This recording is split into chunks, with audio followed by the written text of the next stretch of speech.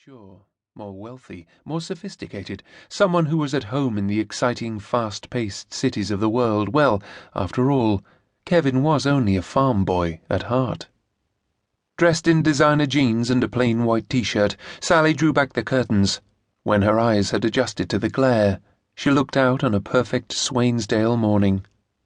A few fluffy little clouds, one like a teddy bear, another like a crab, scudded across the piercing blue sky on a light breeze.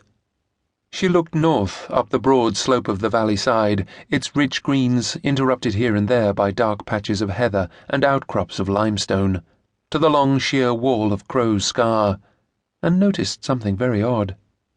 At first she couldn't make it out at all. Then she squinted, refocused, and saw, spreading out along the slope just above the old road, 5 or 6 blue dots, which seemed to be moving in some kind of pattern. She put her finger to her lips, thought for a moment, then frowned. 15 miles away, in Eastvale, the Dale's largest town, somebody else was anticipating a Sunday dinner of succulent roast beef and Yorkshire pudding. Detective Chief Inspector Alan Banks lay flat on his stomach in Brian's room, watching an electric train whiz around bends, over bridges, through signals and under papier-mâché mountains. Brian himself was out riding his bike in the local park, but Banks had long since given up the pretense that he only played with the trains for his son's sake, and finally admitted that he found the pastime even more relaxing than a hot bath. He heard the phone ring out in the hall, and a few seconds later his daughter, Tracy, shouted through, "It's for you, Dad!" As Banks rushed downstairs, the aroma from the kitchen made his mouth water. He thanked Tracy and picked up the receiver. It was Sergeant Rowe, desk officer at Eastvale Regional Headquarters. "Sorry to bother you, sir," Rowe began, "but we've just had a call from Constable Weaver over in Elmthorpe. Seems a local farmer's found a body in one of his fields this morning." "Go on," Banks urged, snapping into professional gear. "Chap said he was looking for a stray sheep, sir, when he found this body buried by a wall. Weaver says he shifted 1 or 2 stones, and it's a dead 'un all right. Looks like someone bashed his head in." Banks felt the tightening in his stomach that always accompanied news of murder.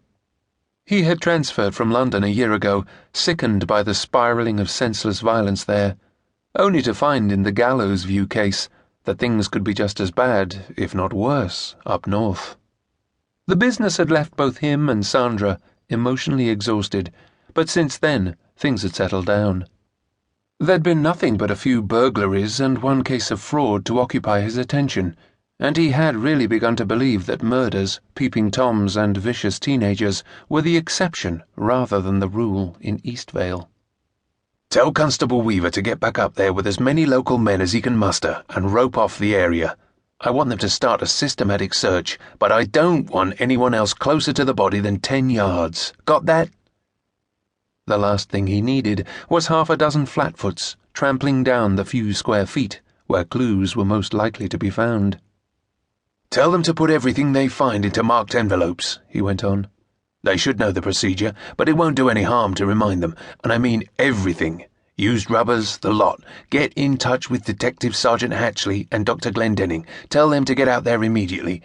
I want the photographer and the forensic team too, okay?" "Yes, sir," Sergeant Rowe replied.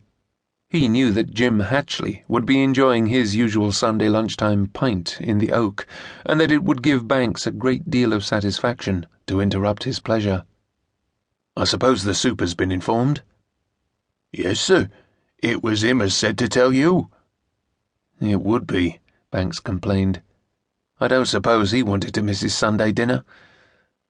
But he spoke with humour and affection. Superintendent Gristhorpe, of all his new colleagues, was the one who had given him the most support and encouragement during the difficult transition from city to country. Banks hung up and slipped on his worn brown jacket with the elbow patches. He was a small, dark man in appearance, rather like the old Celtic strain of Welshman, and his physique certainly didn't give away his profession. Sandra, Banks's wife, emerged from the kitchen as he was preparing to leave. "What is it?" she asked. "Looks like a murder." She wiped her hands on her blue checked pinafore.